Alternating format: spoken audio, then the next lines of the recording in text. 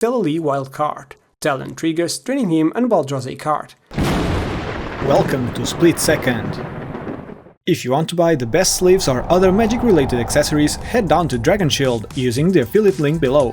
We're looking for skilled pilots to join us on new episodes. We've revamped our Patreon, and this week we received Travis to play with us. Would you like to join us for the next game? Check out our Patreon below or ask in our Discord how to shuffle up with the SplitSecond team. This week we receive our most recent trick binder, Travis. He brought his beloved Godo deck. Josh is on his Thrasios and Yoshimaru list. Another friend and guest, Jeff from Kingdoms TV, brought his latest list for Stella wildcard. And Ball is playing the Talion Blue-Black Adaptive Controls list from the cEDH database. Travis is going first, but despite mulligan down to 6, he found quite a strong hand. Crystal Vein and Great Furnace for lands means he might easily cast Thrasios Ogre before turn 4, for sure, which could mean a turn 3 attempt at winning. Not only that, he has Twin Flame, which means he doesn't need to pay so much life to the Ogre. Eldritch Immunity is some decent protection, and if somehow all goes south, he can try to recoup with some cEDH shenanigans. He sent Return the Favor to the bottom. Josh kept his first 7, with unfortunately the wrong land, Temple Garden. However, starting with Birds of Paradise for ramp helps on casting Fish turn 2, and having it last longer perhaps. Mental Misstep and Veil of Summer for interaction as well as endurance. An Eldritch Evolution can help him pivot his game plan, perhaps transforming that endurance into a Seedborn Muse. Jeff also mulliganed down to 6 and found quite a trippy hand. Arid Mesa and Mountain for lands with a Chrome Mox for ramp. Ponder and Gitaxian Probe will hopefully help him dig through the deck, and he has Daze for interaction. He sent Shore up to the bottom. Finally, Ball mulliganed once and found a decent hand as well. Darksix Shores, Minamo and Underground Sea for lands, with a Mana Crypt for ramp, will allow for a turn 2 Talion, or Counterbalance. Which would you play first? Comment below. From there, he plays a draw gold plan with Cyclonic Rift and Subtlety for interaction. Ready for the match? Now, before the game starts, we have an announcement to do. October 25 to 27 we will be coming to MagicCon Las Vegas. That's right! If you're around, come meet us and play some games with us. Find your early bird tickets through the link in the description below. Now, ready for the match? Before we start, Travis gets his 3 sticker sheets randomly chosen, and for Mind Goblin purposes, his can generate 5 mana upon entering play, not bad. He then starts the turn with a great top deck, Dwarven Ruins, entering play tapped. Josh didn't top deck a blue mana source, so he plays Temple Garden and casts Birds of Paradise. He casts a slightly sad Mox Amber and passes. While he could save it for Yoshimaru trigger, he rather have it out there and bypass possible Remora triggers. Jeff plays an Arid Mesa, cracking it for a Volcanic Island and passing. Bal plays a Darkslick Shores and then casts a Mana Crypt, passing the turn to Travis, trying to scare him with his Opal mana available, so hopefully he doesn't go for it. Travis plays a Great Furnace and just passes, sneakily getting ready for his next turn. Josh starts the turn with a Mystic Remora, some groans follow but it resolves, and he finishes with his commander Yoshimaru Ever Faithful. Jeff draws, plays a mountain and passes. Ball plays an Underground Sea and considers between Counterbalance or Talion, but he'd rather have a draw engine out first, so he casts Talion. It resolves and he chooses 2, expecting to at least recover 2 cards from Thrasios and Stella. Travis gets to his turn and is pumped to go off. He plays a Crystal Vein and cracks it for 2 colorless right away. He then cracks Dwarven Ruins for 2 red mana, and uses Great Furnace for 1 red to help cast Treasonous Ogre Baby. It's a 2-3, so it triggers Talion, and Bal gets to draw a card from it. Josh passes priority and Jeff goes ahead hard casting a Daze, knowing that Travis does have the mana to pay for it, which is colorless purposely, since Travis had Eldritch Immunity in hand for protection. Remora and Talion both trigger, Bal draws, then Josh draws, and then Travis gladly plays for the Daze tax. Priority passes through Josh and Jeff, and Bal evokes a Subtlety, pitching an offer you can refuse. While Travis had plenty of protection, he couldn't prevent a free counter like this, and he actually puts the Ogre in the bottom, since he was thrown back a lot, having cracked both his lands. With no more lands in hand and KCI to hopefully recoup, he can't rely on that Ogre anymore. The table is safe and we're back to Josh. He pays for his Remora to stick around and draws a sad Gemstone Caverns that doesn't tap for the colors he needs. He floats a colorless with the Caverns and casts a Crop Rotation, sacrificing it as an additional cost. He gets a Gaia's Cradle to play, no surprise there. Yoshimaru gets its first counter and then Josh casts his other commander, Thrasios, triggering Talion, and Bal draws a card. The Triton enters play and Yoshimaru gets its second counter. Josh attacks Jeff and passes the turn. Jeff plays a Bloodstained Mire and cracks it for an untapped Stinvrens, paying 2 life. He then casts his own Mystic Remora, triggering Josh's. It resolves and Jeff passes, not wanting to commit so early to the board. Bal untaps and wins the Crypt roll. He plays a Minamo as the land for the turn and casts Counterbalance. Both remores trigger, but he responds to them by flashing in his Orcish Bowmasters. He considers if he should ping Thrasios in an attempt to deny Josh his remora draw, which would kill his Thrasios with a third ping, but to be safe, Bal points the ETB trigger to the Birds of Paradise, effectively removing 2 mana from Josh. Jeff then draws from his remora and Bal pings the Thrasios. Josh then draws from his own remora and Bal pings Thrasios once again. Counterbalance does resolve and Bal proceeds to combat. He attacks Josh for 3, considering he has more cards and mana available at the moment. And without any further casts from Jeff, Thrasios gets to leave as Bal passes the turn. Travis untaps his single land and casts a Grafdigger's Cage, actually quite good at slowing the game at the moment, which is what he needs to try to recoup. Both remoras and counterbalance trigger, but Bal declines his trigger. Jeff draws and Bowmaster pings Josh directly, then Josh draws and Bowmaster once again triggers and is pointed towards his life points. While Josh has a misstep, he lets Cage resolve, so it doesn't feed the fish and clears way for any breach from Jeff's side. With that, we're back to Josh. He untaps and still pays for his remora to stay around. He draws, fails to find lands and just discards at cleanup. Jeff untaps and pays for his remora to stay as well. He plays a mana confluence and casts his commander Stella wild card. Talion triggers, draining him, and Bal draws a card. Counterbalance also triggers, but Bal decides to decline it. So not only Jeff is another active player in the game that Josh needs to worry about, as well as few cards would counter Jeff, and he reveals less information from this next draw. Bal then untaps and loses his first crit roll. He plays his Scalding Tarn and proceeds to combat, attacking Josh for 8 damage, and Josh takes it. Knowing the power of midrange, Bal is quite concerned with Josh so far, so he passes with open mana. Travis finally draws a land, an Urza Saga, entering play and gaining its first ability. He then casts a Manifold Key, triggering Counterbalance, and Bal declines its trigger, and both remoras also trigger.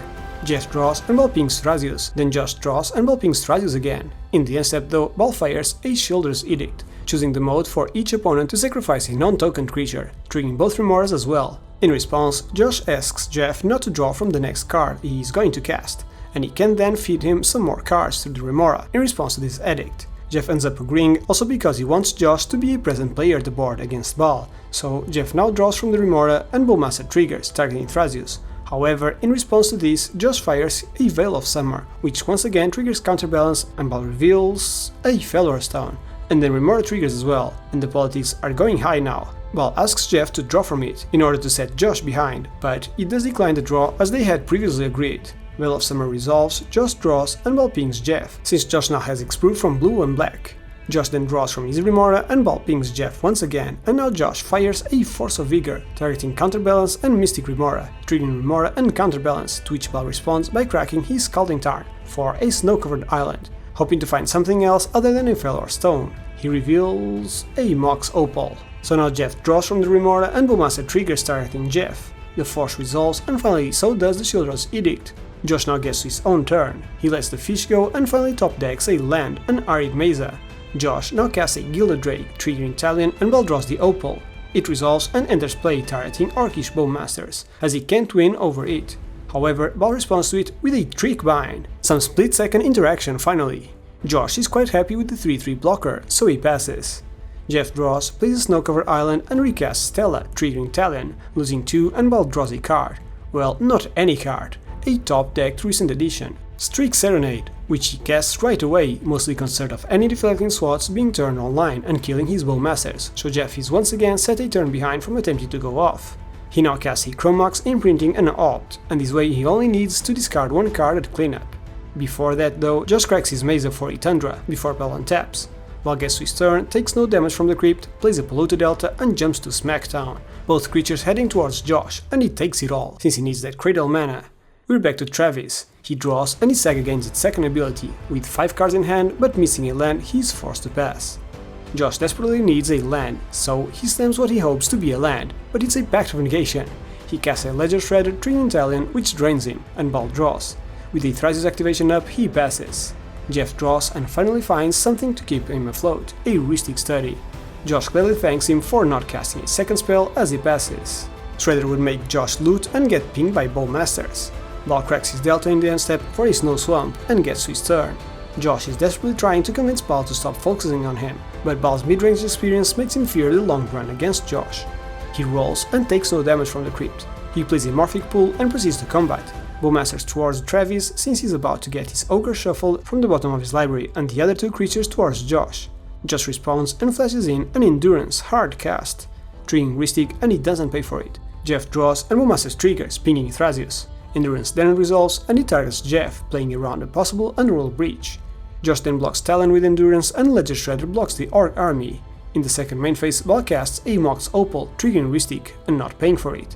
Jeff draws, Bowmaster triggers and Bal pings Endurance, ending his turn.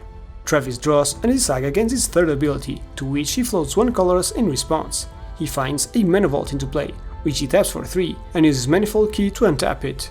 He proceeds to cast Krark-Clan Ironworks, and just like that, he has more than enough mana to go off next turn. He did have enough to go this turn, but is not willing to blow his entire board on a Hail Mary attempt against 3 blue decks with open mana. Ristic triggers and Travis doesn't pay, so Jeff draws, which in turn triggers Bowmasters, and Bal pings Jeff's bird. No extra actions though, so we're going to Josh's turn. He untaps and finally finds some more lands, a Verdant Catacombs. He recasts Yoshimaru for 3, triggering Ristic and not paying, so Bal now pings Travis and Josh simply passes. Jeff untaps, draws, plays an Ottawara Soaring City and then casts a Pyretic Ritual, triggering Talion. From here he casts a Seething Song. Everyone passes priority and Stella Lee is once again put on the stack, triggering Talion once more. Although, once again, that Talion draw was a mana drain, so Bal does cast it on Stella, attempting to prevent any free commander spells from Jeff. Ristic triggers and Bal pays for it. Jeff feels forced to interact and hard casts a Force of Negation, now becoming tapped out. With fewer options available, he now casts a Gitaxian Probe targeting Bal, to see how clear the coast is. Well, other than that Psych Rift, it's pretty much flooded. Jeff draws from the probe and Bal sends the Bowmaster triggers towards Yoshimaru. Jeff then discards that cleanup and we're back to Bal. He untaps and wins the Crypt roll, draws, plays the Marshflats and cracks it for an untapped Watery Grave. He now overloads a Cyclonic Rift, triggering Ristic, and he doesn't pay for it. Jeff draws and Bowmaster pings the bird. Josh considers his pact but passes priority, and now Jeff responds to it with a free Tidal Boar by returning an island to his hand. He attempts to tap the Orc army in hopes not to die. Talion triggers and Bal top decks yet again a Fierce Guardianship. Ristic triggers, but this time he pays for it. Josh is in a really tough position wanting to pack the Rift, but Godo has win on the board in the next turn, so he passes and the stack is cleared, as well as most of the board after this crazy Rift. Bal is now able to go into combat and send the Orc army towards Jeff, for lethal, and the 2 other creatures towards Josh. Bal ends his turn with 5 in hand and Travis has the game to win with a few possible top decks.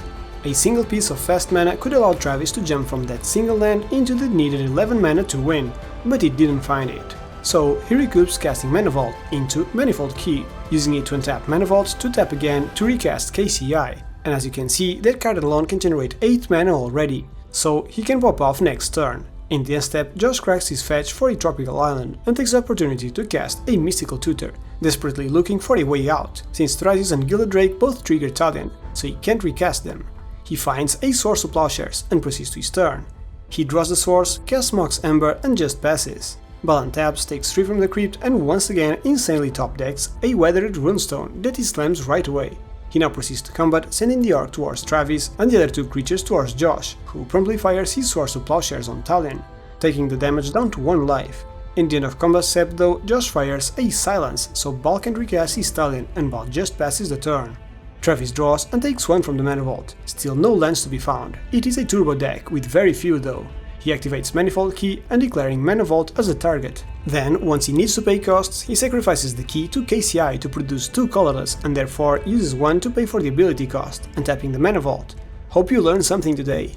He now uses the floating mana to cast Grafdigger's Cage, which he also sacrifices to the KCI for 2 colorless mana to help cast Anya's Ravager, and still having Mana Vault untapped for a future turn. He passes though, and we're back to Josh. He is clear of Talion for 1 turn, so he puts Thrasios out there while he can, passing with open mana. Bal untaps and takes no damage from the crypt. He draws, casts a Springleaf Drum and proceeds to cast Gilded Drake. It enters play and it targets Josh's Thrasios, holding priority and tapping it with Springleaf Drum for 1 blue mana, effectively removing 1 blocker this way. He now uses the floating mana to help activate Thrasios. He scries to the bottom and reveals a Mana Vault, which he casts right away to help activate Thrasios once more, now revealing a Liliana's Triumph. Bal then proceeds to combat and sends the Orc army towards Travis and Bowmasters towards Josh. Josh flashes in an Archivist of Ogma and blocks the deadly Bowmasters that control the whole board this game, while Travis doesn't block, since his creature is what he mostly needs to try to get back into the game through his card draw ability. We're now on Travis' turn 10, and he found a mountain, now having access to 11 mana if it only wasn't for that Weathered Runestone. He jumps to combat and has to attack with Anya's Ravager, going towards Bal, triggering to discard his juicy hand and drawing 3 cards. Bal doesn't block, taking 3 and Travis passes. Damn, Josh is still hanging from his string. How can he for so long? He untaps, draws, and after some consideration he casts a Gilded Drake, entering play and targeting the Orc army. In response, Bal fires his Leliana's Triumph. However, Josh responds with a Flusterstorm and is able to steal the Orc army, giving a flyer to Bal, but he also has 1 to block, so it's a tight race from here on. He still casts a Devoted Druid and passes with a big recovered board. Bal untaps and once again is safe from the crypt. He draws and takes 1 from the vault. He activates Thrasios a bit in desperation. He scries to the bottom and reveals a Force of Negation. He then plays a Mana Confluence and proceeds to combat, sending Gilded Drake towards Josh and Thrasios towards Travis. Both Drakes trade each other and Travis takes 1.